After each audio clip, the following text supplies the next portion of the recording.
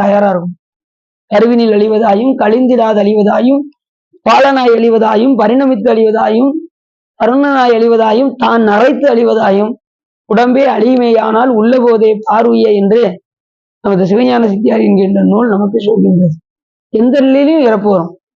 கருவில உயிர் இறக்கும், கொஞ்சம் வெளியில வந்து எத்தனையோ உயிர்கள் இறக்கும், பால பருவத்தில் இறக்கும், இளைஞர் பருவத்துல இறக்கும், அப்புறம் கொஞ்சம் முதியவர் வடிவத்துல இறக்கும், கடைசி ஒரு காலத்துல உடம்பே என்ன ஆயிரும், அப்புறம் நரைத்து எத்தனையோ உயிர்கள் இறக்கும்.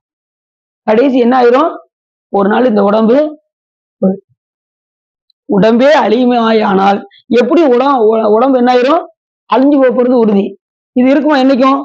உடம்பு என்னைக்குனாலும் ஒரு நாள் அழியத்தான் போகுது. விட்டுவிட போகுது உயிர், சுட்டுவிட போகிறார் சுற்றத்தார்.